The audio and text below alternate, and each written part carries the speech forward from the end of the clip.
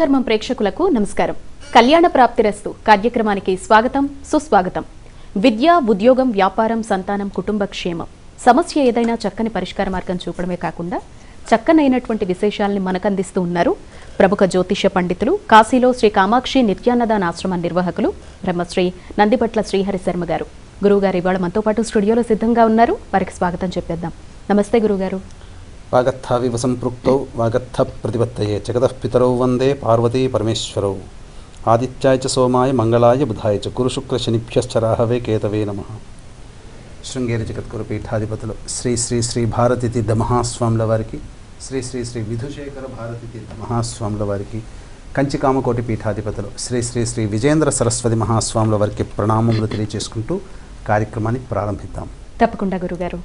గురువుగారు ఆధ్వర్యంలో మహామహిమాన్విత కాశీక్షేత్రంలో శ్రీరామనవమి సందర్భంగా ఏప్రిల్ 17వ తేదీన వివాహం కాని అబ్బాయిలు అమ్మాయిల కోసం 18 హోమాలు, హనుమాన్ హోమం, అనారోగ్య సమస్యలకు మృత్యుంజయ హోమం, శత్రుబాధ, నరఘోష, నరదృష్టి నివారణకు సుదర్శన హోమం, ఆర్థిక సమస్యలు, ఉద్యోగ ప్రాప్తికి లక్ష్మీ హోమాల్ని మరియు వృషభ, మిథున, కర్కాటక, సింహ, తుల, వృశ్చిక, మకర, కుంభ, మీనరాశుల్లో జన్మించిన వారికి గురు, శనిగ్రహ మార్పుల వల్ల వచ్చే సమస్యల నివారణ కోసం శనీశ్వర హోమం, అఘోర పాశుపత మంత్ర హోమం, దత్తాత్రేయ గురుపాదుకా హోమం, పరమ పావన కాశీక్షేత్రంలో ఏప్రిల్ 17వ తేదీన శ్రీరామనవమి సందర్భంగా గురువుగారి ఆధ్వర్యాల్లో నిజాయితీగా జరిపించడం జరుగుతుంది.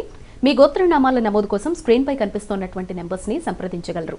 అలాగే గురువుగారి ఆధ్వర్యంలో పితృదోషాన్ని తొలగించే మూలా నక్షత్రం ఉన్నటువంటి ఏప్రిల్ 28వ తేదీన తండ్రి వైపు 7 తరాల్లో, తల్లి వైపు 4 తరాల్లో ఏవైనా దుర్మరణాలున్నా, లివర్, కిడ్నీ, క్యాన్సర్ రోగాలతో మరణించినా, ఎన్ని పూజలు చేసినా మీ పిల్లలకు వివాహాలు కాకపోయినా, సంతానం లేకున్నా, మీ కుటుంబంలో కులాంతర, మతాంతర వివాహాలు జరిగినా, మీ కుటుంబ సభ్యులు 60 సంవత్సరాలలోపు చనిపోయినా, కరోనాతో చనిపోయినా, మీ వాళ్లు కాలసర్పదోషంలో జన్మించినా వాటిని పితృదోషం అంటారు.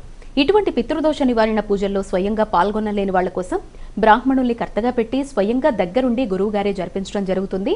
పితృదోషాన్ని తొలగించే మూలా నక్షత్రం ఉన్నటువంటి ఏప్రిల్ 28వ తేదీన సశాస్త్రీయంగా జరిపించడం జరుగుతుంది. మీ గోత్రనామాల నమోదు కోసం స్క్రీన్పై కనిపిస్తున్నటువంటి నెంబర్స్ని సంప్రదించగలరు. గురుగారు, శ్రీరామనవమి సందర్భంగా సుప్రసిద్ధ కాశీక్షేత్రంలో వివాహం కానటువంటి అబ్బాయిలు అమ్మాయిల కోసం ఏప్రిల్ 17వ తేదీన ఏ ఏ కార్యక్రమాలు చేయిస్తున్నారో ఒక్కసారి తెలియజేయండి. ఏప్రిల్ 17వ తేదీన పవిత్ర కాశీక్షేత్రంలో శ్రీరామనవమి సందర్భంగా విశేషమైనటువంటి కార్యక్రమాలు జరిపించడం జరుగుతుంది. అయితే గమనించాల్సిన అంశం ఏంటంటే, ప్రస్తుతం ఉన్నటువంటి కాలంలో వివాహ సమస్యలు, అంటే వివాహం కుదరడానికే అనేక రకాలుగా ఇబ్బందులు పడుతున్నటువంటి సందర్భాలు ఎక్కువగా ఉన్నాయి.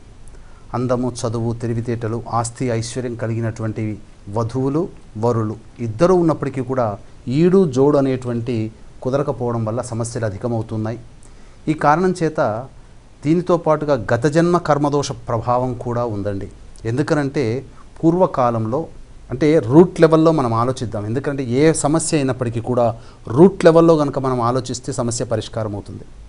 పూర్వకాలంలో పెద్దవాళ్ళు మోటుకొని దగ్గరుండి పిల్లలు ఎదిగారు, వివాహానికి వయసుకు వచ్చారు అనగానే పెద్దవాళ్ళు పూనుకొని సంబంధాలు చూసి పెళ్లి చేసేవాళ్ళు. బంధువులు, దగ్గర బంధువులు కూడా వివాహ సంబంధాలు కుదిర్చేవాళ్ళు. అంటే అక్కడ ఏం జరుగుతుంది? పెద్దలు అనేటువంటి శబ్దం ఎప్పుడైతే ఉంటుందో అక్కడ గురుగ్రహము పరిపాలిస్తుంది. గురుగ్రహము ఎప్పుడైతే పరిపాలనలో ఉంటామో అన్నీ కూడా సవ్యంగా సాగిపోతుంటాయి. కాలక్రమేణా కాలం మారుతూ ఉంది, కలియుగ ప్రభావాలు పెరిగాయి. ఒకప్పటి పెద్దల యొక్క నిర్ణయానికి బదులుగా ఇప్పుడు పిల్లల స్వతంత్ర నిర్ణయాలే ప్రాధాన్యత అయి కూర్చున్నాయి. కాబట్టి ఒకప్పుడు, అంటే వీక్షించేటువంటి హిందూ ధర్మం ప్రేక్షకుల్లో తల్లిదండ్రులుగా ఉన్నవాళ్ళు ఒక్కసారి మీ యొక్క యవ్వన జీవితానికి వెళ్ళండి. మీ తల్లిదండ్రులు కుదిర్చిన సంబంధాన్ని మీరు కాదనకుండా చేసుకున్నారు, కానీ ఇప్పుడు పిల్లల్ని అడుగుతున్నారు ఏ సంబంధం, ఈ అబ్బాయి నచ్చాడా, ఈ అమ్మాయి నచ్చిందా అని చెప్పి. నచ్చాడు నచ్చందని చెప్పడానికే చాలా సంబంధాలు దాటిపోతున్నాయి. కాబట్టి ఎప్పుడైతే స్వతంత్రమైన నిర్ణయాలు పిల్లల చేతుల్లోకి వచ్చాయో, గ్రహాలలో పెద్దదైనటువంటి గురుగ్రహము పక్కకి తప్పుకోవడం, అప్పుడు మిగతా గ్రహాలన్నీ కూడా వారి జాతకాల్లో ఇన్ఫ్లుయెన్స్ అవుతున్నాయి. గత జన్మ కర్మ ప్రభావం. అయితే కాలానుగుణంగా మనం పోక తప్పదు. కాబట్టి పిల్లల అభిప్రాయమే మన అభిప్రాయము, పిల్లల సంతోషమే మన సంతోషం అనే సమాధానం మనకు దొరుకుతుంది. కాబట్టి తప్పు లేదు ఈ కాలానికి తగ్గట్టుగా. కానీ ఇప్పుడు స్వతంత్రించి నిర్ణయాలు తీసుకోవడం వల్ల వచ్చేటువంటి దుష్పరిణామాలు గ్రహాల యొక్క చెడు ప్రభావము పిల్లల జాతకాల్లో ఎక్కువగా పడుతుంది. కాబట్టి ఈ గ్రహాలని నిలువరించేటువంటి శక్తి పరమేశ్వరుడి యొక్క చేతిలో ఉంటుంది. ఎందుకంటే సృష్టి స్థితి లయకారకాలలో లయకారకుడు పరమేశ్వరుడు. శివాజ్ఞ లేనిదే చీమైనా కుట్టదు. ఈ కార్యక్రమాన్ని మీరు చూడాలన్నా, ఈ కార్యక్రమాన్ని నేను చేయాలన్నా ఆ పరమేశ్వరుని యొక్క ఆజ్ఞ తప్పదు. కాబట్టి ఆ పరమేశ్వరుడే ఈ నవగ్రహాలని ముల్లోకాలలో ప్రతిష్ఠింపజేశాడు. అంటే ఏంటి? మానవుల యొక్క జీవితాన్ని నడిపించేటువంటి బాధ్యత అంతా కూడా నవగ్రహాల మీదనే జరుగుతుంది. అందుకనే మనిషి ఏదో ఒక నక్షత్రంలో జన్మిస్తాడు, ఏదో ఒక లగ్నంలో జన్మిస్తాడు. ఆ లగ్నానికి శుభగ్రహాలు అశుభగ్రహాలు కొన్ని ఉండడం, ఏ నక్షత్రంలో జన్మించాడో ఆ నక్షత్రాధిపతి యొక్క గ్రహ దశ నుంచి ఆ యొక్క వ్యక్తి యొక్క జీవితం ప్రారంభమవ్వడం, ఇవన్నీ కూడా నవగ్రహాల మీదనే. మనకే సమస్య వచ్చినా, మంచైనా చెడైనా, అనారోగ్య సమస్య వచ్చినా, వివాహ సంబంధాలు చూడాల్సి వచ్చినా, గృహప్రవేశం చూడాల్సి వచ్చినా, ఏదైనా మన జాతకరీత్యా గ్రహాలు అనుకూలంగా ఉన్నాయా లేదా అని చెప్పి చూసుకోవడమే. కాబట్టి మన జీవితం అంతా కూడా నవగ్రహాలతో ముడిపడి ఉంటుంది. కాబట్టి ఆ నవగ్రహాలనే అధిష్ఠించినటువంటి వాడు పరమేశ్వరుడు. కాబట్టి ఆ పరమేశ్వరుడి క్షేత్రమైనటువంటి కాశీక్షేత్రంలో శ్రీరామనవమి మహాపుణ్య దినం. ఆ రోజున మనకు సర్పనక్షత్రం కూడా ఉంటుంది. కాబట్టి విశేషమైనటువంటిదండి సర్పనక్షత్రము. ఎందుకనంటే భూలోకాన్ని కాపాడుతుంది సర్పము, వాసుకి అనేటువంటి అనంతుడు అనేటువంటి సర్పము.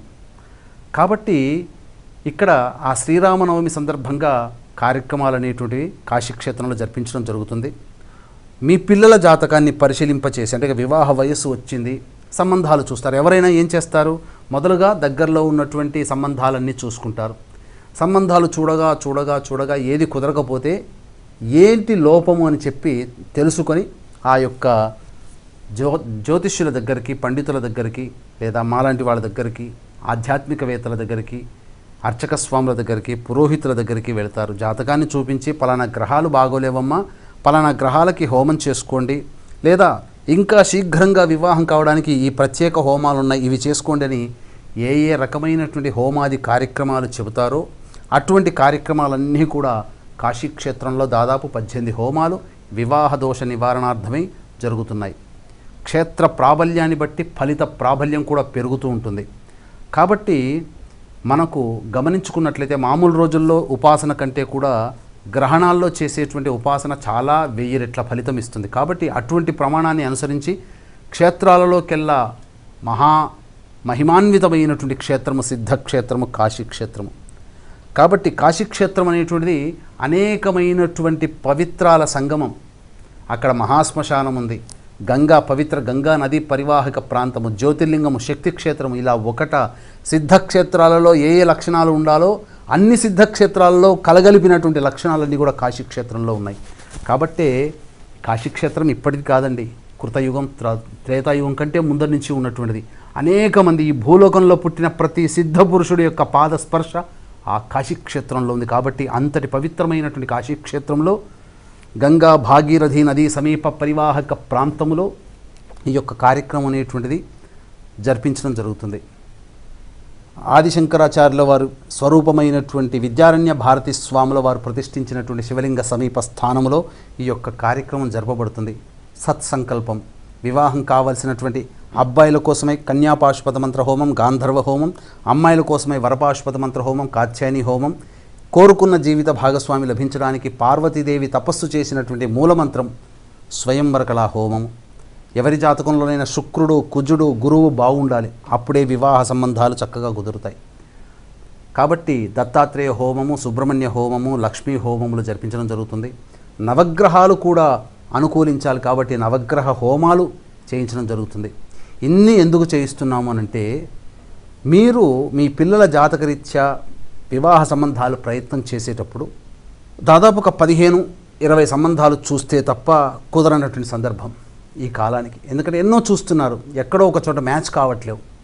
అయితే దీనివల్ల కాలయాపన జరుగుతుంది. ఈ కాలయాపన అనేటువంటిది జరగకుండా మనకు 15-20 సంబంధాల తరువాత మన కర్మవశాత్తు కర్మదోషం తొలగి 15-20 సంబంధాల తరువాత వచ్చేటువంటి సంబంధం ఏదైతే ఉంటుందో అది ఏ 5వ సంబంధమో 6వ సంబంధానికో ముందుకు చేర్చబడుతుంది ఈ దైవానుగ్రహం వల్ల. కాబట్టి ఎందుకు అనంటే అదృష్టవం అనేటువంటిది కావాలి. ఎందుకన్నానంటే కుంతీదేవి అజ్ఞాతవాసం ఏకచక్రపురంలో జరుగుతున్నప్పుడు 5గురు మహావీరుల యొక్క తల్లి అని చెప్పి గర్భవతులందరూ కూడా తమ తల్లిని వెంట పెట్టుకొని వచ్చి ఆశీర్వచనం తీసుకుంటుంటే అందరినీ ఒకే ఆశీర్వచనం, అదృష్టవంతులైనటువంటి బిడ్డల్ని కనమ్మా అని చెప్పి ఆశీర్వచనం చేసింది. ఎందుకమ్మా మీ పిల్లలంతటి వాళ్ళని ఎందుకు మమ్మల్ని ఆశీర్వదించలేకపోతున్నారంటే, మా పిల్లలు వీరాధి వీరులు, శూరులు, యోధులు, గొప్ప యుద్ధ వీరులు అయినప్పటికీ కూడా అదృష్టం లేక ఇలా వనవాసం చేయాల్సినటువంటి పరిస్థితి వస్తుంది. మా పిల్లలకు వచ్చిన పరిస్థితి మీకు రాకూడదు. అదృష్టం ఉన్నది అని అంటే అన్నీ సవ్యంగా సాగిపోతాయి. కాబట్టి అదృష్టవంతులైన పిల్లల్ని కనండమ్మా అని చెప్పి ఆశీర్వదించానని చెప్పేది. అంటే దీని యొక్క పరమార్థాన్ని మనం చూసుకున్నట్లయితే ఎంతటి వాడికైనా కానీ దైవానుగ్రహమే అదృష్టము. కాబట్టి ఆ దైవానుగ్రహం అందరికీ అందించాలనేటువంటి సత్సంకల్పంతో ఏడాదికి ఒక్కసారి వచ్చేటువంటిది శ్రీరామనవమి. మనము ఏ వివాహం చేసినా సీతారామచంద్రుల్లాగా అన్యోన్యంగా ఉండండి అని చెప్పి చెప్తుంటుంటారు. ఏ వివాహము జరుగుతున్న వివాహ మహోత్సవ పత్రికలో జానహ్యాః కమలాఃపుట అని చెప్పేసేసని శ్లోకం ఉంటుంది. అంటే ఆ యొక్క సీతారాములను స్మరించుకుంటూ శ్లోకాన్ని ముద్రిస్తారు. అది లేనిదే వివాహ పత్రికకి శోభ రాదు. కాబట్టి అంతటి గొప్పదైనటువంటి దాంపత్యాన్ని సూచించే శ్రీరామచంద్రులు సీతారామచంద్రుల యొక్క దాంపత్యానికి ప్రతీకగా ఆ శ్రీరామనవమి జరుపుకుంటాం. సీతారాముల కళ్యాణాన్ని ఆ రోజు జరుపుకుంటాం. కాబట్టి ఒక మంగళకరమైనటువంటి రోజు భారతదేశం యావత్తూ కూడా ఆనందంగా తేలియాడేటువంటి సందర్భంలో మీ అందరి జీవితాల్లో కూడా మంగళం కావాలి. మీకు కూడా అన్యోన్య దాంపత్యాన్ని సూచించేటువంటి జీవిత భాగస్వామి మీ అబ్బాయిలకి చక్కటి అమ్మాయి, మీ అమ్మాయిలకి చక్కటి అబ్బాయి లభించాలనేటువంటి సదుద్దేశంతో ఈ యొక్క శ్రీరామనవమి సందర్భంగా ఏప్రిల్ 17వ తారీఖు రోజున మహామహిమాన్వితమైనటువంటి కాశీక్షేత్రంలో జరిపించడం జరుగుతుంది. కాబట్టి అవకాశం ఉన్న వాళ్ళు కార్యక్రమ తదనంతరం కాంటాక్ట్ చేసి పూర్తి వివరాలు తెలుసుకొని మీ గోత్రనామాలు నమోదు చేసుకోవచ్చు. సామాన్య మానవుడు కూడా పాల్గొనే విధంగా ఈ కార్యక్రమం రూపకల్పన చేయడం జరిగింది. కాబట్టి అందరూ కూడా ఈ కార్యక్రమంలో మీ గోత్రనామాలు నమోదు చేసుకోవచ్చు. తద్వారా వచ్చే సంవత్సరం శ్రీరామనవమి కల్లా మీకు చక్కటి జీవిత భాగస్వామి యొక్క జీవితంలో మీ పిల్లల జీవితంలో అందించిన వాళ్ళు అవుతారు. ఎందుకనంటే మే, జూన్, జూలై, ఆగస్టు వరకు కూడా ముహూర్తాలు లేవు. కాబట్టి దైవానుగ్రహంతో ఈ యొక్క దైవశక్తిని మీ ఎంట పెట్టుకొని మీరు చేసే వివాహ ప్రయత్నాలన్నీ కూడా సఫలీకృతమై ఆగస్టులో కల్లా వివాహ సంబంధాల్లో వివాహ జీవితంలో ఉండాలనేటువంటి యొక్క తపనతో ఈ యొక్క కార్యక్రమాన్ని కాశీక్షేత్రంలో చేయడం జరుగుతుంది. కాబట్టి అవకాశం ఉన్న వాళ్ళు కార్యక్రమ తదనంతరం కాంటాక్ట్ చేసి పూర్తి వివరాలు తెలుసుకోవచ్చు. తప్పకుండా గురుగారు. మరొక శుభవార్త ఏంటంటే మీ సొంత భవనం శ్రీ శంకర కామాక్షి నిలయ భవన నిర్మాణాన్ని కాశీలో మొదలు పెడుతున్నారు అని మన ప్రేక్షకులకు తెలియజేయడం జరిగింది. వాటి వివరాలు ఇంకాస్త చెప్పండి గురుగారు. దాదాపుగా ఈశ్వర అనుగ్రహం వల్ల కాశీక్షేత్రంలో గంగా భాగీరథి నది సమీపానికి అనగా గంగ ప్రవహిస్తున్నటువంటి దానికి దాదాపుగా 125 మీటర్లు, అంతకంటే ఎక్కువగా లేదు. ఆ 125 మీటర్ల దూరంలోనే చక్కటి విశాలమైనటువంటి భవనం ఆ పరమేశ్వరుడు కాశీ విశ్వేశ్వరుని యొక్క అనుగ్రహం వల్ల తీసుకోవడం జరిగింది. అది దాదాపుగా 70 సంవత్సరాల పైబడినటువంటిది.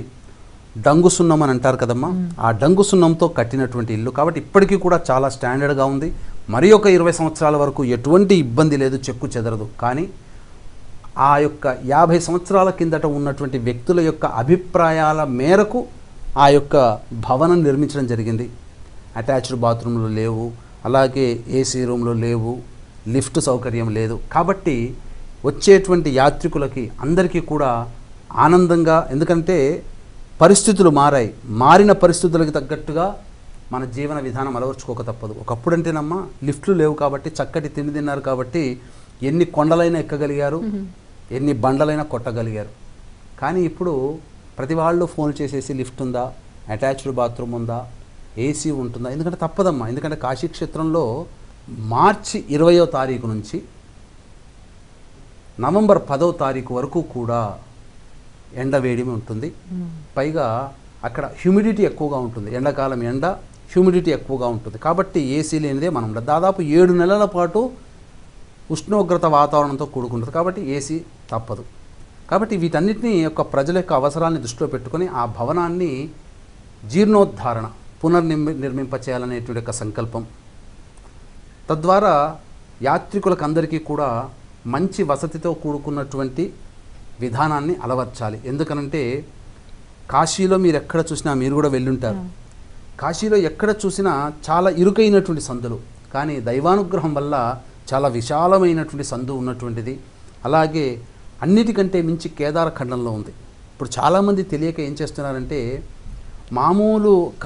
మామూలు తీర్థయాత్రలకి వెళ్ళేటువంటి విధంగా కాశీ క్షేత్రానికి వస్తున్నారు, ఎక్కడో రోడ్డు మీద తీసుకుంటున్నారు, నది అనే సమీపంలో నది స్నానమే మర్చిపోతున్నారమ్మా. రోడ్డు మీద ఎందుకంటే ఇక్కడ గంగా నదికి దగ్గరలో అన్ని వసతులతో కూడుకున్నటువంటి భవనాలు లేవు, అటాచ్డ్. ఎందుకంటే పాత పురాతనమైనటువంటి కాశీనగరం ఇప్పటిదా అమ్మ, త్రేతాయుగం హరిశ్చంద్రుడి కంటే ముందు నుంచి ఉన్నట్టుంది. అప్పటి నుంచే కాశీరాజు కాశీరాజు కాశీరాజు అంటూ వస్తున్నారు. హరిశ్చంద్రుడు ఏ కాలం వాడు, పాండవులు ఏ కాలం వాళ్ళు, మన గురువులందరూ ఏ కాలం వాళ్ళు, ఇప్పటికీ కూడా కాశీరాజు అనేటువంటిది. కాబట్టి కాశీనగరం అత్యంత పురాతనమైంది. నదికి దగ్గరగా ఉన్నటువంటి ఇల్లులన్నీ దాదాపు 100 సంవత్సరాల పైబడినటువంటి గృహాలే. కాబట్టి మనుషుల యొక్క అభిప్రాయాలు టేస్ట్కి తగ్గట్టుగా రోడ్డు మీదకి వెళ్ళిపోతున్నారు, నదిని మర్చిపోతున్నారు. పాపం పోగొట్టుకోవడానికి కాశీక్షేత్రం వెళ్ళాలి అనే తపన ఉండాలి తప్ప దేవుణ్ణి దర్శించుకొని వచ్చేస్తే లాభం ఏంటి? ఎన్ని రోజులు ఉంటామో అన్ని రోజులు గంగలో మునిగి తేలాల్సిందే మానవుడు అనేటువంటి వాడు, తప్పదు. ఎందుకనంటే సకల పాపాలని తొలగించేటువంటి మహానది, మహాతల్లి భాగీరథి, గంగా నది. కాబట్టి అటువంటి అదృష్టం కొద్దీ అటువంటి భవనం అనేటువంటిది గంగా నదికి అతి సమీపంలో ఉండడం, భవన నిర్మాణం చేపట్టాలనేటువంటి సంకల్పం చేయడం జరిగింది. మామూలు విషయం కాదమ్మా. కాశీక్షేత్రంలో ఒక భవనాన్ని నిర్మించాలి అని అంటే మామూలు విషయం కాదు, చాలా కష్టతరమైనటువంటిది. ప్రజల కోసమై ఏర్పాటు చేసేటువంటిది కాబట్టి ప్రజల సహాయ సహకారాలు కూడా ఈ యొక్క భవన నిర్మాణంలో వాళ్ళ యొక్క భాగస్వామ్యం. ఎందుకనంటే ఎన్నో జన్మల పుణ్యం ఉంటే తప్ప కాశీ పరమేశ్వరుడు, అది పార్వతీ పరమేశ్వరుల గర్భస్థానం. గొప్ప గొప్ప కోటీశ్వరులు డబ్బులు పట్టుకొని తిరుగుతున్న వాళ్ళకి ఇల్లులు దొరకట్లేవండి. స్వామివారి యొక్క కరుణ ఉంటే తప్ప కాశీక్షేత్రంలో అడుగు పెట్టలేము. ఆయన మన నిజాయితీని నమ్మితే తప్ప అందులో ఉండడానికి అర్హత లభించదు. ఇది మాత్రం వాస్తవం. ఎందుకంటే అదృష్టం, పూర్వజన్మ సుకృతం ఆ కాశీక్షేత్రంతో లింక్ ఉండాలి. ఉంటేనే ఆ నగరంలో మన పేరు అనేటువంటిది లిఖితమవుతుంది. మనం ఏమి వచ్చేటప్పుడు మూటలు తీసుకపోలేం, పోయేటప్పుడు మూటలు తీసుకపోలేం. ఉన్నంత వరకు దైవానుగ్రహం, దైవ చింతనతో మన జీవితం కావాలి అనే తపన, నిజాయితీతో కార్యక్రమాలు చేయించినటువంటి విధానాన్ని ఆ పరమేశ్వరుడు సంతసించే చక్కటి ఇల్లును చూసినటువంటి వాళ్ళు ఎవరైనా కానీ అది అతి సమీపంలో ఇంత దగ్గరగా దొరకడం అనేటువంటిది అదృష్టము. దీన్ని మీరు పోగొట్టుకున్నారా, మీరు మళ్ళీ కేదార ఖండంలో మీకు లభించదు అని చెప్పి అక్కడి వాళ్ళు చెప్తున్నారు. కాబట్టి అంత అదృష్టాన్ని మనం ఏం పోగొట్టుకోలేం. కాబట్టి అందరికీ నా అదృష్టంలో అందరికీ భాగస్వామ్యం అందించాలనేటువంటి ఒక సదుద్దేశంతో అక్కడ నూతన భవన నిర్మాణం అన్ని వసతులతో కూడుకున్నటువంటి విధానముగా నిర్వహించాలి, నిర్మాణం చేపట్టాలని. కాకపోతే అక్కడ అన్ని చిన్న చిన్న సందులో ఒక భవనాన్ని నిర్మూలింపచేసి కావడానికి మామూలుగా మన ట్రాక్టర్లు వచ్చినట్టుగా, లారీలు వచ్చినట్టుగా రావు. మనుష్యులు, గుర్రాలు, గాడిదలు మోసుకుపోవాల్సిందే. ఆ కూలగొట్టినటువంటి వ్యర్థములన్నీ కూడా, సిమెంటు, కంకర, ఇసుకని తీసుకురావడం కూడా అట్లాగే తీసుకురావాలి. కాబట్టి ఇవన్నీ కూడా అత్యధిక భారమైనటువంటి విషయం. కాబట్టి అంతటి దాంట్లో మంచి భవనం నిర్మించాలనే ఒక సదుద్దేశం. కాబట్టి ఎవరైనా కానీ వీక్షించేటువంటి హిందూ ధర్మం ప్రేక్షకుల్లో ఒక రూము వసతికి దాతలుగా, మహారాజ పోషకులుగానైనా, రాజపోషకులుగానైనా, లేదా వారి స్తోమతకి తగ్గట్టుగా అక్కడ ఒక స్క్వేర్ ఫీట్, ఒక అడుగుకైనా కానీ మీ పేరు మీద దానం చేసేటువంటి విధంగా రూపకల్పన చేయడం జరిగింది. ఒక రూమ్కి దానం చేసినటువంటి వ్యక్తులకి సంవత్సరంలో 1 నెల రోజుల పాటు ఉచిత వసతి అనేటువంటిది ఇవ్వాలనేటువంటి ఒక సంకల్పం చేయడం జరిగింది. కాబట్టి చక్కగా ఈ యొక్క విషయాన్ని దృష్టిలో పెట్టుకుని వీక్షించేటువంటి ప్రేక్షకులు కూడా ఈ కార్యక్రమంలో మీ వంతు భాగస్వాములు కావచ్చు. ఎందుకనంటే 2025 సంవత్సరం కల్లా ఒక బ్లూ ప్రింట్ వచ్చేసేస్తుంది కాశీ నగరానికి. అత్యద్భుతమైనటువంటి సుందర వనముగా రూపుదిద్దుకోబోతుంది. అందుకనే కాశీక్షేత్రం యొక్క క్షేత్ర సంకల్పంలో ఆనందవనే, మహాశ్మశానే అని అంటారు. ఆనందవనే అంటే ఒకప్పుడు లతలతో కూడుకొని, ఫలపుష్పాదులతో కూడుకొని నదీ సమీపంలో అత్యంత మనోహరమైనటువంటి దృశ్యంతో ఆ యొక్క కాశీ విశ్వేశ్వరుడు విరాజిల్లుతుండేవాడట. తురుష్కుల దాడిని తట్టుకోవాలనేటువంటి ఒక సదుద్దేశంతో, కాశీ విశ్వేశ్వరుని కాపాడుకోవాలనేటువంటి యొక్క సదుద్దేశంతో రాణి అహల్యాబాయి తన యొక్క మంది మార్బలంతో చుట్టుపక్కల ఎక్కడా కాశీ విశ్వేశ్వరుడు కనబడకుండా అంత చుట్టుపక్కల ఎటువంటి సేనలు కూడా రాకుండా, తురుష్కుల సేనలు రాకుండా కాపాడుకోవడం కోసం చేసిన ఆ మహాతల్లి. ఆ మహాతల్లి కారుణ జన్మురాలు. ఆ మహాతల్లిని మర్చిపోయాం మనం. మన చరిత్రలో అల్లావుద్దీన్ ఖిల్జీ ఏం చేశాడు, అలాగే హుమయూన్ గురించి, బాబర్ గురించి, వాడి కొడుకు అక్బర్ గురించి, వాడి మనవడు షాజహాన్ గురించి, జహంగీర్ గురించి, అంతకంటే ముఖ్యంగా తన టోపీలు తనే కుట్టుకున్నాడని చెప్పి గొప్పగా చెప్పుకొని ఔరంగజేబు గురించి గొప్పలు చెప్పుకుంటూ మనం చదువుతున్నాం. అసలు చరిత్ర మనం చదవట్ల. కాబట్టి ఇటువంటివన్నీ కూడా చరిత్రలో మనవాళ్ళు అనేటువంటి వాళ్ళు చాలా గొప్ప గొప్ప వీరులు గొప్ప గొప్పగా చేశారు. ఈనాడు మనం మధ్యప్రదేశ్లో ఉన్నటువంటి ఉజ్జయిని జ్యోతిర్లింగం కావచ్చు, ఓంకారేశ్వర జ్యోతిర్లింగం కావచ్చు, ఇలాగే ఈ కాశీ క్షేత్రానికి సంబంధించింది కాబట్టి రాణి అహల్యాబాయి చేసినటువంటి సంస్కరణలు ఎంత ఇంత కావు. ఎందుకు ఇంతగా చెప్తున్నానంటే కాశీ క్షేత్రం చాలా గొప్పదండి. ఎక్కడో రూములు తీసుకొని బయటికి వెళ్ళి నదికి దూరంగా వెళ్ళిపోతే మనకు ఎటువంటిది లేదు. కాబట్టి నదికి అతి సమీపంలో ఈ యొక్క కార్యక్రమం అనేటువంటిది జరిపించుకోవడం జరుగుతుంది. చక్కగా భవన నిర్మాణం జరుగుతుంది. 2025 కల్లా ఒక బ్లూ ప్రింట్ అనేటువంటిది వస్తుంది. తద్వారా విశాలమైనటువంటి రహదారులు అనేటువంటివి ఏర్పడుతున్నాయి. దాన్ని దృష్టిలో పెట్టుకొని ఈ యొక్క భవిష్యత్తు అవసర దృష్ట్యా ఇప్పటి నుంచే ఆ యొక్క కాశీక్షేత్రంలో భవన నిర్మాణానికి సహాయ సహకారాలు అందించేవాళ్ళు ఈ యొక్క మహారాజ పోషకులుగా, రాజపోషకులుగా కనీసం 1 స్క్వేర్ ఫీట్, 1 అడుగు దానముకైనా కానీ మీ గోత్రనామాదులతో అక్కడ ఏర్పాటు చేసుకునేటువంటి మీ అందరి పేర్లు కూడా చక్కగా శిలాఫలకం మీద ఏర్పాటు చేయడం జరుగుతుంది. కాబట్టి అవకాశం ఉన్నవాళ్ళు ఈ యొక్క సంబంధించినటువంటి దాతగా ఎవరైనా కానీ కార్యక్రమ తదనంతరం కాంటాక్ట్ చేసి పూర్తి వివరాలు తెలుసుకోవచ్చు. అక్కడ ఉన్నటువంటి భవనము అది స్వచ్ఛముగా మన కోసం ఉన్నటువంటి భవనం. అది ఎవరిది లీజుకు తీసుకున్నది కాదు, స్వంత భవనము. శ్రీ శంకర కామాక్షి నిలయం అది. కాబట్టి ఆ యొక్క దాంట్లో ఎవరైనా కానీ నమోదు చేసుకునే వాళ్ళు కార్యక్రమ తదనంతరం కాంటాక్ట్ చేసి పూర్తి వివరాలు తెలుసుకోవచ్చు. గురుగారి ఆధ్వర్యంలో మహామహిమాన్విత కాశీ క్షేత్రంలో శ్రీరామనవమి సందర్భంగా ఏప్రిల్ 17వ తేదీన వివాహం కాని అబ్బాయిలు అమ్మాయిల కోసం 18 హోమాలు, హనుమాన్ హోమం, అనారోగ్య సమస్యలకు మృత్యుంజయ హోమం, శత్రుబాధ, నరఘోష, నరదృష్టి నివారణ కోసం సుదర్శన హోమం, ఆర్థిక సమస్యలు, ఉద్యోగ ప్రాప్తికి లక్ష్మీ హోమాల్ని మరియు వృషభ, మిథున, కర్కాటక, సింహ, తుల, వృశ్చిక, మకర, కుంభ, మీన రాశుల్లో జన్మించిన వారికి గురు శనిగ్రహాల మార్పు వల్ల వచ్చే సమస్యల నివారణ కోసం శనీశ్వర హోమం, అఘోర పాశుపత మంత్ర హోమం, దత్తాత్రేయ గురుపాదుకా హోమం, పరమపావన కాశీక్షేత్రంలో ఏప్రిల్ 17వ తేదీన శ్రీరామనవమి సందర్భంగా గురుగారి ఆధ్వర్యంలో నిజాయితీగా జరిపించడం జరుగుతుంది. మీ గోత్రనామాల నమోదు కోసం స్క్రీన్పై కనిపిస్తున్నటువంటి నెంబర్స్ని సంప్రదించగలరు. అలాగే గురుగారి ఆధ్వర్యంలో పితృదోషాన్ని తొలగించే మూలా నక్షత్రం ఉన్నటువంటి ఏప్రిల్ 28వ తేదీన తండ్రి వైపు 7 తరాల్లో, తల్లి వైపు 4 తరాల్లో ఏవైనా దుర్మరణాలున్నా, లివర్, కిడ్నీ, క్యాన్సర్ రోగాలతో మరణించినా, ఎన్ని పూజలు చేసినా మీ పిల్లలకు వివాహాలు కాకపోయినా, సంతానం లేకున్నా, మీ కుటుంబంలో కులాంతర మతాంతర వివాహాలు జరిగినా, మీ కుటుంబ సభ్యులు 60 సంవత్సరాలలోపు చనిపోయినా, కరోనాతో చనిపోయినా, మీ వాళ్లు కాలసర్పదోషంలో జన్మించినా వాటిని పితృదోషం అంటారు. ఇటువంటి పితృదోష నివారణ పూజల్లో స్వయంగా పాల్గొనలేని వాళ్ల కోసం బ్రాహ్మణుల్ని కర్తగా పెట్టి స్వయంగా దగ్గరుండి గురువుగారే జరిపించడం జరుగుతుంది. పితృదోషాన్ని తొలగించే మూల నక్షత్రం ఉన్న ఏప్రిల్ 28వ తేదీన గురువుగారి ఆధ్వర్యంలో సశాస్త్రీయంగా జరిపించడం జరుగుతుంది. మీ గోత్రనామాల నమోదు కోసం స్క్రీన్పై కనిపిస్తున్నటువంటి నెంబర్స్ని సంప్రదించగలరు. గురువుగారు, పితృదోషాన్ని తొలగించేటువంటి మూలా నక్షత్రం ఉన్నటువంటి రోజున పితృదోష నివారణ పూజలు ఏప్రిల్ 28వ తేదీన చేయిస్తున్నారు. పితృదోష నివారణ పూజల్లో భాగంగా చేయించే త్రిపిండి శ్రాద్ధం, పంచప్రాయశ్చిత్త, తిల హోమాల గురించి ఒకసారి తెలియజేయండి. ఈ యొక్క మోక్ష నారాయణ బలి పూజ అంటే పితృదేవతలకి సంబంధించినటువంటి కార్యక్రమం. చాలామంది అనుకుంటుంటారు పిండ ప్రదానము పితృదోషము ఒకటే అని అనుకుంటారు. కానీ వాస్తవానికి కాదండి. పితృదోష నివారణ పూజ వేరు, పిండ ప్రదానం వేరు. పిండ ప్రదానం ఎవరికి చేస్తాము? సంపూర్ణమైనటువంటి ఆయుష్ పొంది ఉండి అన్ని రకాల యోగాలు అనుభవించి పూర్ణాయుష్కుడై చనిపోయినటువంటి వ్యక్తి ఉన్నత లోకాలకు చేరుకోవడం కోసం ఈ యొక్క పిండ ప్రదానం మాసికాలు పెడుతూ సంవత్సరం తర్వాత సంవత్సర విమోకం తర్వాత ఈ యొక్క ప్రతి సంవత్సరం చనిపోయిన తిథి రోజున ఈ యొక్క పిండ ప్రదానం అనేటువంటిది చేయించాలి.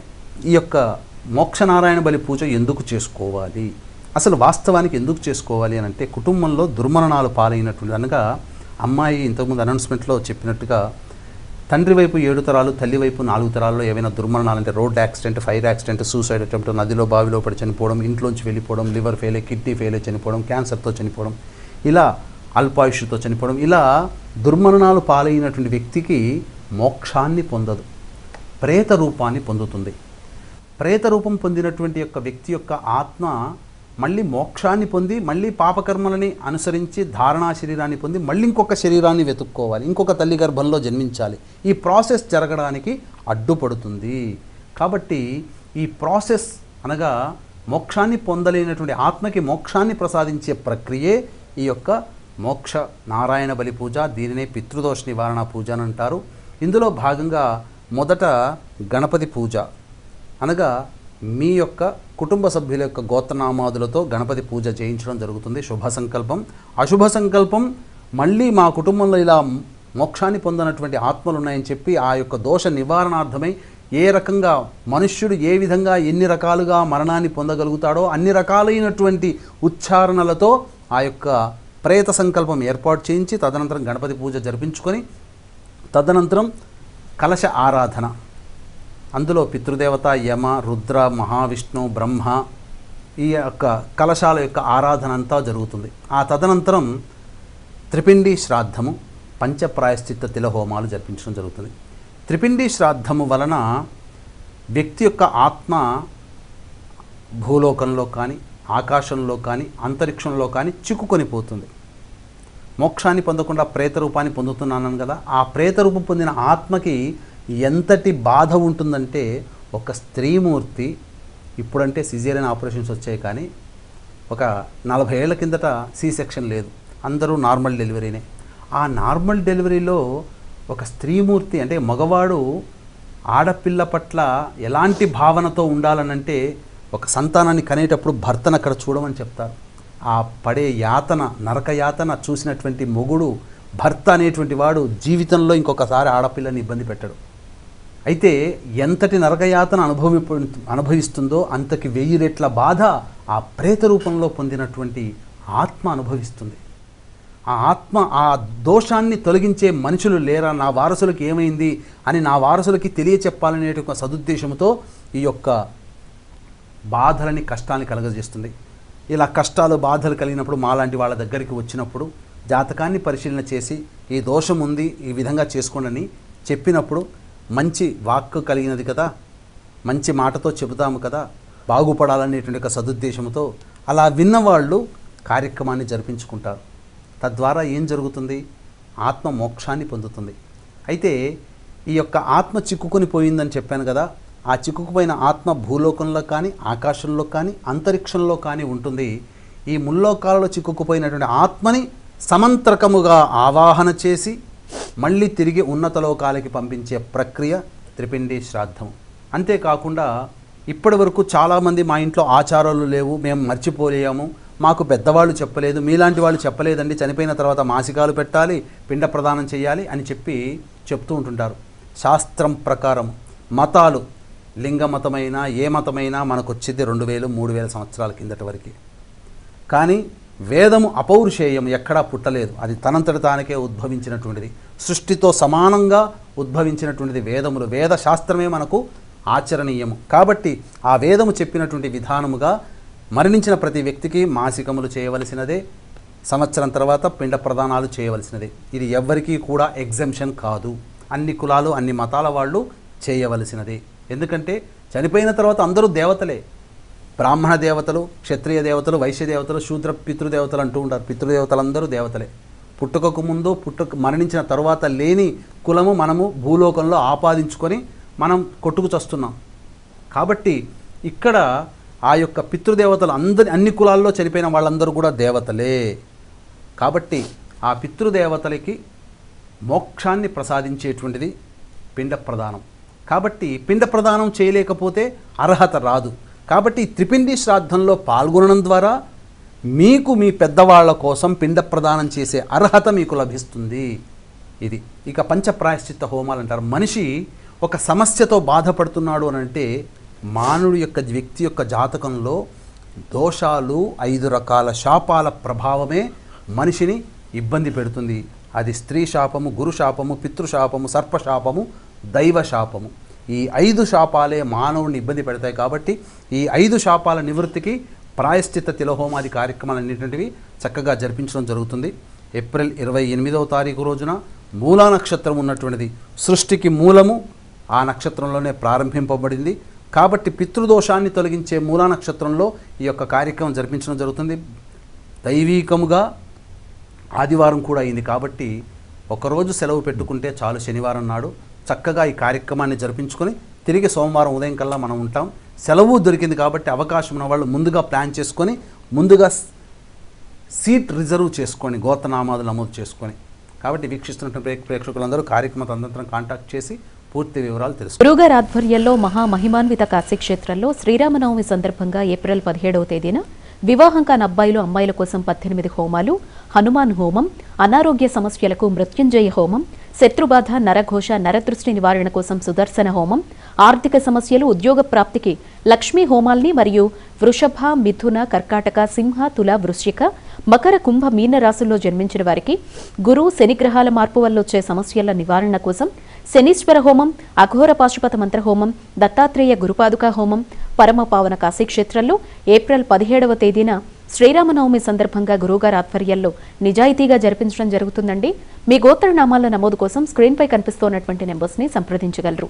అలాగే గురువుగారి ఆధ్వర్యంలో పితృదోషాన్ని తొలగించే మూలా నక్షత్రం ఉన్న ఏప్రిల్ 28వ తేదీన తండ్రి వైపు 7 తరాలు, తల్లి వైపు 4 తరాల్లో ఏవైనా దుర్మరణాలున్నా, లివర్, కిడ్నీ, క్యాన్సర్ రోగాలతో మరణించినా, ఎన్ని పూజలు చేసినా మీ పిల్లలకు వివాహాలు కాకపోయినా, సంతానం లేకున్నా, మీ కుటుంబంలో కులాంతర మతాంతర వివాహాలు జరిగినా, మీ కుటుంబ సభ్యులు 60 సంవత్సరాలలోపు చనిపోయినా, కరోనాతో చనిపోయినా, మీ వాళ్లు కాలసర్పదోషంలో జన్మించినా వాటిని పితృదోషం అంటారు.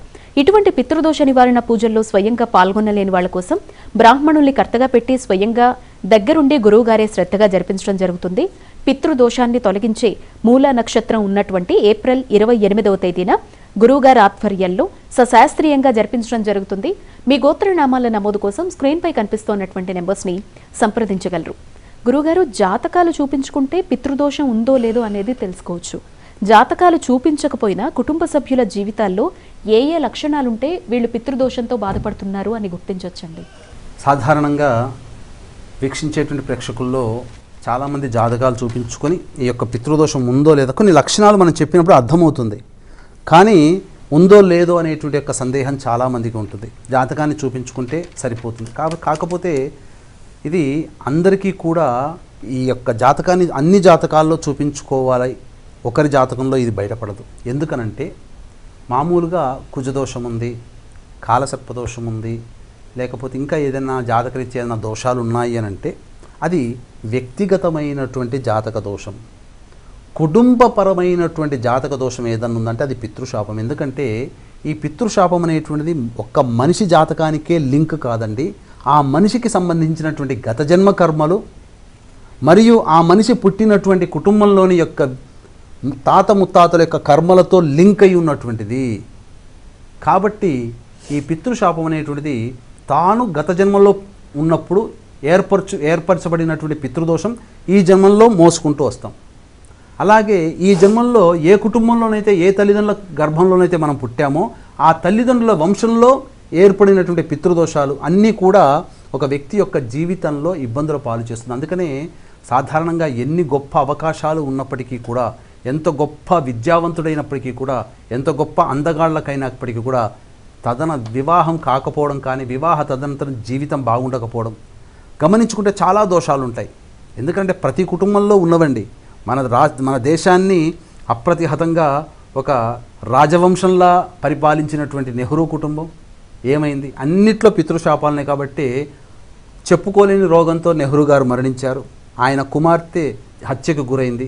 ఆమె కుమారులు ఇద్దరు, ఒకరు ఫ్లైట్ యాక్సిడెంట్, ఒకరు మళ్ళీ సేమ్ అదే హత్య గురవ్వడం, ఆయనకు సంబంధించినటువంటిది కులాంతర మతాంతర వివాహం జరగడం, ఆయన పిల్లలకి వివాహం కాకపోవడం, తదనంతరం ఆ యొక్క వంశానికి ముందుకు తీసుకెళ్లేటువంటి యోగం లేదు.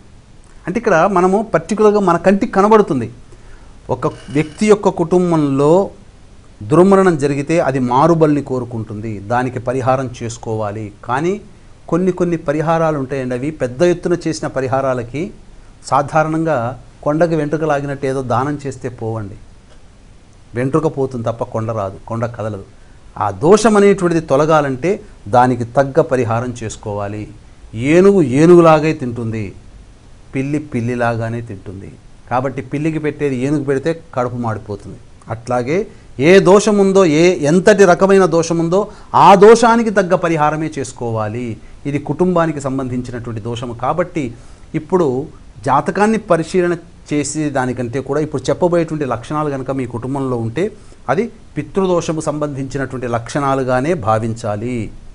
ఏ కుటుంబంలోనైతే తండ్రి వైపు 7 తరాలు, తల్లి వైపు 4 తరాల్లో దుర్మరణాలంటే road accident, fire accident, suicide attempt, నదిలో బావిలో పడి చనిపోవడం, ఇంట్లోంచి వెళ్ళిపోవడం, లివర్ ఫెయిలే, కిడ్నీ ఫెయిలే, క్యాన్సర్తో చనిపోవడం, ఏ రకంగానైనప్పటికీ కూడా 60 సంవత్సరాల లోపల చనిపోవడం, మీ కుటుంబంలో కులాంతర మతాంతర వివాహాలు జరిగినా, కేవలం ఆడపిల్లలే ఉండి మగపిల్లలు సంతానం లేకపోయినా, అలాగే కాలసర్పదోషంలో జన్మించిన మీ కుటుంబ సభ్యులు కరోనా, మశూచి, ప్లేగు వ్యాధి వంటి వ్యాధులతో మరణించిన, 60 సంవత్సరాల లోపల ఏ విధంగానైనా మరణించిన మీ కుటుంబంలోని సభ్యులు తండ్రి కొడుక్కి, తల్లికి కూతురికి, తల్లికి కొడుక్కి, తండ్రికి కూతురికి మధ్య సంబంధ బాంధవ్యాలు లేకుండా, మాటామంతి లేకుండా జీవితాన్ని గడుపుతున్న ఆ కుటుంబాలలో పితృశాపాలు ఉంటాయి. ఏ కుటుంబంలోని వ్యక్తులైతే క్యాన్సర్, లివర్, కిడ్నీ ప్రాబ్లంలతో బాధపడుతూ ఉంటుంటారో అటువంటి కుటుంబాలలో, ఏ కుటుంబాలైతే వివాహాలు జరగకుండా ఏళ్ళు గడుస్తున్న వివాహాలు జరగకుండా ఉంటుంటారో, అలాగే వివాహాలు జరిగిన దాంపత్యంలో ఉండకపోవడం, 1, 2, 3, 4 డైవర్స్లో ఉండడం, లేదా వివాహాలు జరిగి అన్యోన్య దాంపత్యంగా ఉన్న 10 సంవత్సరాలు గడిచిన ఏ లోపం లేకపోయిందని డాక్టర్లు చెప్తున్నా సంతానం కలగకుండా స్థితి పొంది ఉండడం, ఇలాంటి కుటుంబాల్లో పితృశాపం ఉంటుంది. అలాగే మీ కుటుంబ సభ్యులు తరచూ ప్రమాదాలకి గురవుతున్న, నరదృష్టి, నరఘోషకి, ప్రయోగ బాధలకి గురి అవుతున్న, మందులకి నయం కాని రోగాలతో బాధపడుతున్న, చెప్పుకోలేని రోగాలతో మరణించిన ఆ కుటుంబంలో పితృశాపం ఉంటుంది. ఏ కుటుంబంలోనైతే సంతానము కానీ, భార్యాభర్తలు కానీ, స్త్రీ పురుష భేదమనే లేకుండా మద్యం, మత్తు పదార్థాల వంటికి బానిసలవుతున్న, సంఘ విద్రోహకర చర్యలలో పాల్గొన్న ఏ కుటుంబంలోని వ్యక్తులైతే మానసిక లోపాలతో, ఇప్పుడు చెప్పుకోవాలంటే ఆటిజం అనేటువంటిది చాలా పెద్ద జబ్బు, మానసిక లోపాలతో కానీ శారీరక లోపాలతో కుటుంబ సభ్యులు జన్మించిన, తదనంతరం శారీరక లోపాలు ఏర్పడిన, ఏ కుటుంబంలోనైతే దుర్మరణాలు యాక్సిడెంట్స్ రూపంలో జరుగుతున్నా, అలాగే ఉరి వేసుకొని చనిపోయినా, ఇటువంటివన్నీ కూడా పితృశాపాలు అనేటువంటివి చెప్పడం జరుగుతుంది. అలాగే ఎన్ని పూజలు చేసినా, ఏ ప్రయత్నం చేసినా ఫలించలేదు, మొక్కలు తిరగని దైవం అంటూ లేదు, మొక్కంటూ లేదని చెప్పి వాపోతుంటారు. అటువంటి కుటుంబాలలో పితృశాపం ఉంటుంది.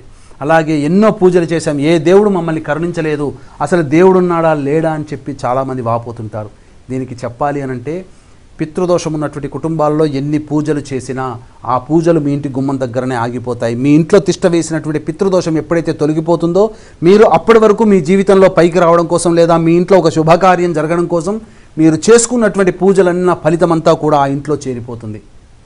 తద్వారా ఈ దోషం తొలగిపోగానే మీకు మంచి శుభాలు కలుగుతాయి. అందుకనే చాలామంది అనుకుంటుంటారు, ఈ యొక్క పితృదోషం వల్లనే మాకు మంచి జరిగాయి అంటారు. పితృదోషం వల్ల దోషం తొలగిపోతుంది తప్ప మనం కోరికలు నెరవేరాలంటే దేవతానుగ్రహం కావాలి. అందుకనే చాలా చోట్ల మనం చెప్పుకోవాల్సినటువంటి ఏంటంటే, ఈ పితృశాప ప్రభావం అనేటువంటిది ఉన్నప్పుడు మనం ఏ యొక్క దేవతకి మనం పూజ చేస్తాం, ఉదాహరణకి చండీ హోమం చేస్తాం, లేదా రుద్రహోమం చేస్తాం, అభిషేకం చేస్తాం, ఇంకేదో పెద్ద పెద్ద కార్యక్రమాలు దేవుణ్ణి ఆర్థించుకుంటూ మనసారా స్మరిస్తూ పూజలు చేస్తాం. కానీ ఆ పూజలు చేసిన ఫలితమంతా కూడా ఆ దేవతలందరూ కూడా పితృలోకానికి పంపిస్తారు. మీ కుటుంబంలో వాళ్ళు పలానా సంకల్పం చేసుకొని పలానా కోరికతో ఈ యొక్క పూజ చేస్తున్నారు, ఈ ఫలితాన్ని ఇవ్వాలా లేదా నీవే చెప్పు నాయన అని చెప్పి ఆ పితృదేవతలు అప్పుడు స్కాన్ చేస్తారు. ఏంటంటే ఈ యొక్క ధర్మబద్ధమైనటువంటి జీవితాన్ని గడుపుతున్నారా, వేద ప్రకారము సకల మానవులు ఆ యొక్క కార్యక్రమాన్ని ఆచరిస్తున్నారని చెప్పి ఎప్పుడైతే ధర్మం తప్పాడంటారో ఆ పితృదేవతలు వరం ఇవ్వవు. అందుకనే దేవతాశక్తి కంటే పితృదేవతాశక్తి చాలా గొప్పది.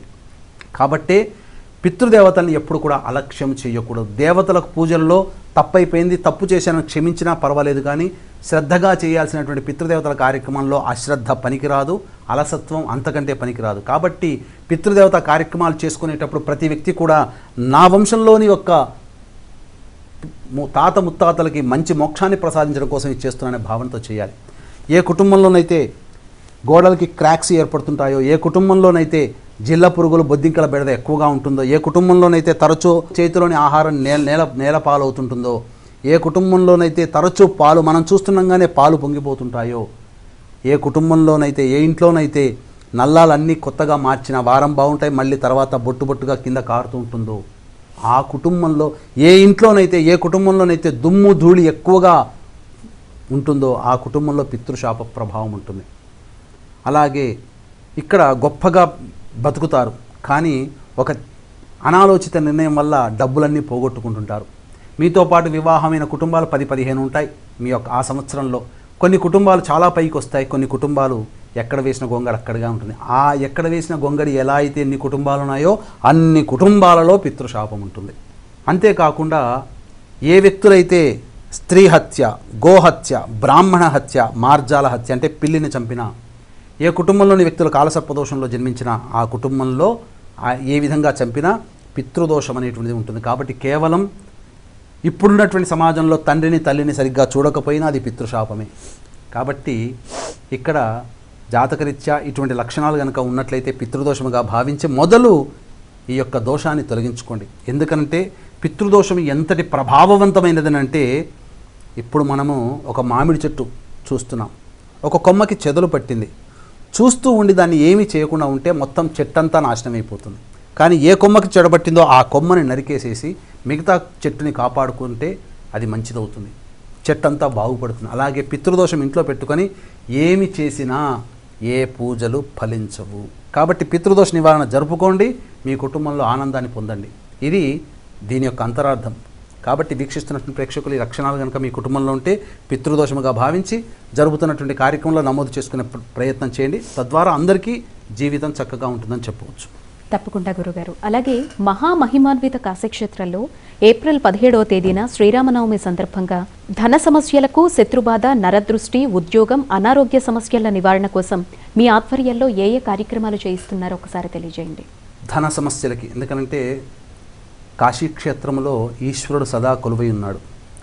ఈశ్వరుడు చిటికెడు భస్మాన్ని అమ్మవారికి ఇస్తేనే ఆ అమ్మవారి యొక్క ఆ చేతిలో ఉన్నటువంటి చిటికెడు భస్మాన్ని చూసి తగినంతటి బంగారాన్ని కుబేరుని ద్వారా పొందుదామంటే కుబేరుడే చేతులు ఎత్తేసేశాడు. అంటే చిటికెడు భస్మానికి సరిపోయే బంగారం ఈ యొక్క సృష్టిలో లేదు అని. అందుకనే ఐశ్వర్యం ఈశ్వరాదిచ్చేతన్నారు. అందరూ లక్ష్మీదేవి పాదాలు పట్టుకుంటారు. ఎందుకంటే తెలిసో తెలియక లక్ష్మీదేవిని ఎందుకు పట్టుకుంటారంటే లక్ష్మీ చంచల అయినమ నమః అంటే చంచలం, ఎక్కడో ఒక చోట కుదురుగా ఉండదు అమ్మా, అందుకని గట్టిగా పాదాలు పట్టుకొని లక్ష్మీ లక్ష్మీ లక్ష్మీ లక్ష్మీ అంటే ఎక్కడికి కదలమాకు అని.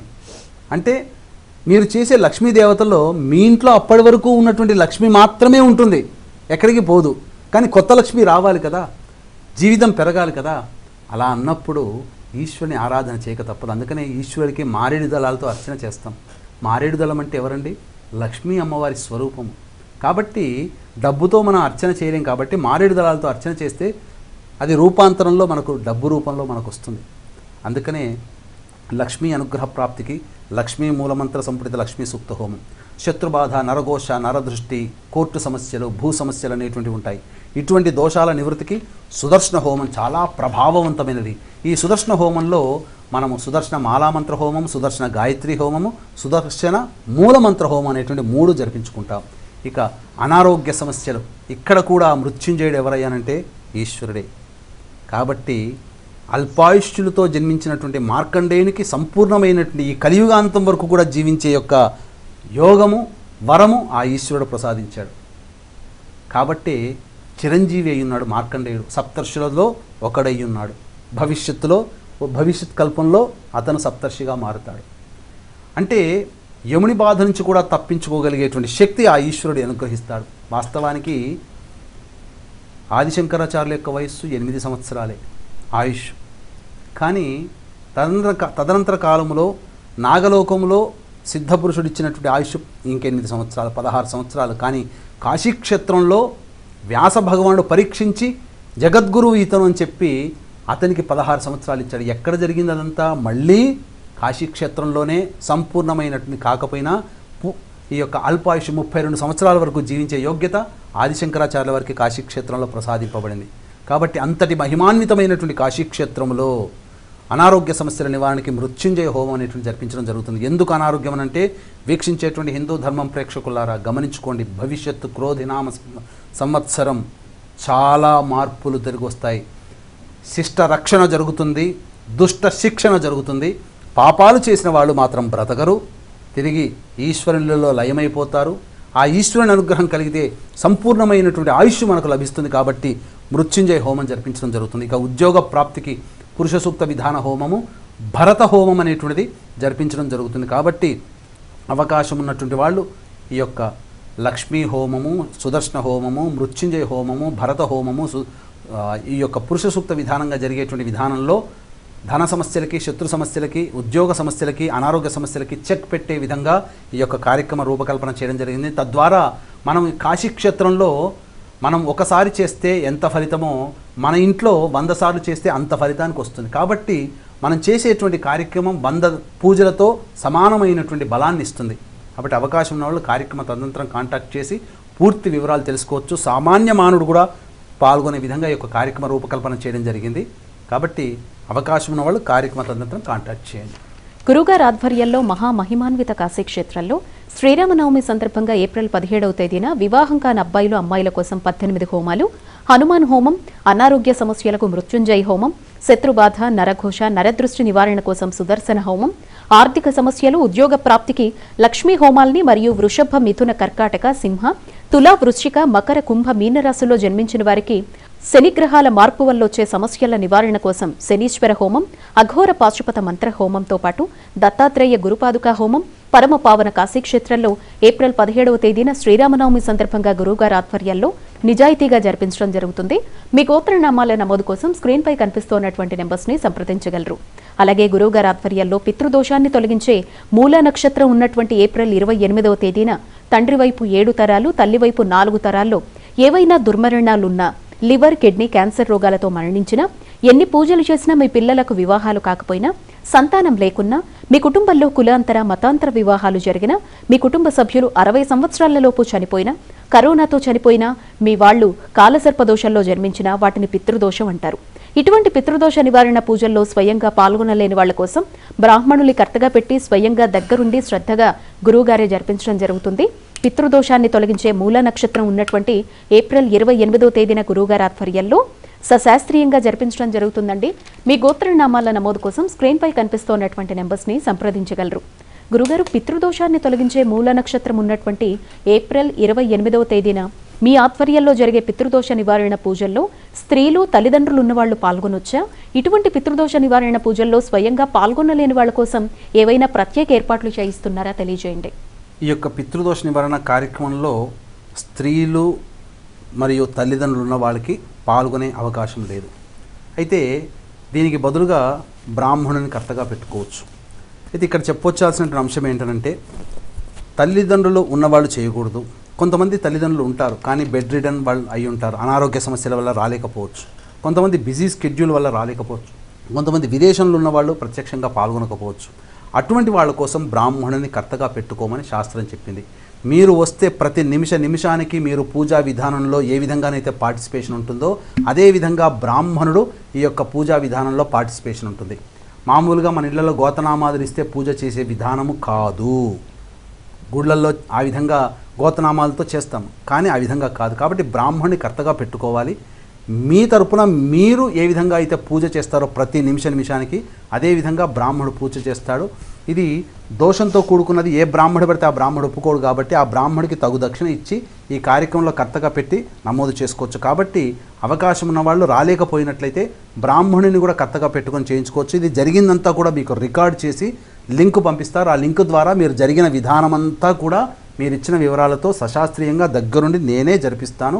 కాబట్టి అవకాశం ఉన్న వాళ్ళు రాలేకపోయినా బ్రాహ్మణుని కర్తగా ఏ విధంగా పెట్టుకోవాలో ఆ వివరాలు కార్యక్రమ తదనంతరం కాంటాక్ట్ చేసి పూర్తి వివరాలు తెలుసుకోండి. తప్పకుండా గురుగారు ఆధ్వర్యంలో మహామహిమాన్విత కాశీక్షేత్రంలో శ్రీరామనవమి సందర్భంగా ఏప్రిల్ 17వ తేదీన వివాహం కాని అబ్బాయిలు అమ్మాయిల కోసం 18 హోమాలు, హనుమాన్ హోమం, అనారోగ్య సమస్యలకు మృత్యుంజయ హోమం, శత్రుబాధ, నరఘోష, నరదృష్టి నివారణ కోసం సుదర్శన హోమం, ఆర్థిక సమస్యలు, ఉద్యోగ ప్రాప్తికి లక్ష్మీ హోమాల్ని మరియు వృషభ, మిథున, కర్కాటక, సింహ, తుల, వృశ్చిక, మకర, కుంభ, మీనరాశుల్లో జన్మించిన వారికి గురు, శనిగ్రహాల మార్పు వల్ల వచ్చే సమస్యల నివారణ కోసం శనీశ్వర హోమం, అఘోర పాశుపత మంత్ర హోమంతో పాటు దత్తాత్రేయ గురుపాదుకా హోమం, పరమపావన కాశీక్షేత్రంలో ఏప్రిల్ 17వ తేదీన శ్రీరామనవమి సందర్భంగా గురువుగారి ఆధ్వర్యంలో నిజాయితీగా జరిపించడం జరుగుతుందండి. మీ గోత్రనామాల నమోదు కోసం స్క్రీన్పై కనిపిస్తున్నటువంటి నెంబర్స్ని సంప్రదించగలరు. అలాగే గురుగారి ఆధ్వర్యంలో పితృదోషాన్ని తొలగించే మూలా నక్షత్రం ఉన్నటువంటి ఏప్రిల్ 28వ తేదీన తండ్రి వైపు 7 తరాల్లో, తల్లి వైపు 4 తరాల్లో ఏవైనా దుర్మరణాలున్నా, లివర్, కిడ్నీ క్యాన్సర్ రోగాలతో మరణించినా, ఎన్ని పూజలు చేసినా మీ పిల్లలకు వివాహాలు కాకపోయినా, సంతానం లేకున్నా, మీ కుటుంబంలో కులాంతర మతాంతర వివాహాలు జరిగినా, మీ కుటుంబ సభ్యులు 60 సంవత్సరాలలోపు చనిపోయినా, కరోనాతో చనిపోయినా, మీ వాళ్లు కాలసర్పదోషంలో జన్మించినా వాటిని పితృదోషం అంటారు. ఇటువంటి పితృదోష నివారణ పూజల్లో స్వయంగా పాల్గొనలేని వాళ్ల కోసం బ్రాహ్మణుల్ని కర్తగా పెట్టి స్వయంగా గురువుగారే దగ్గరుండి శ్రద్ధగా జరిపించడం జరుగుతుంది. పితృదోషాన్ని తొలగించే మూల నక్షత్రం ఉన్న ఏప్రిల్ 28వ తేదీన గురువుగారి ఆధ్వర్యంలో జరిపించడం జరుగుతుంది. మీ గోత్రనామాల నమోదు కోసం స్క్రీన్పై కనిపిస్తున్నటువంటి నెంబర్స్ని సంప్రదించగలరు. ధన్యవాదాలు గురువుగారు, చాలా మంచి విశేషాలు తెలియజేశారు మా ప్రేక్షకులందరికీ. సర్వం శ్రీ ఉమామహేశ్వర పరబ్రహ్మార్పణమస్తు. ఇది ఇవాల్టి కళ్యాణ ప్రాప్తిరస్తు కార్యక్రమం. చూస్తూనే ఉండండి హిందూ ధర్మం.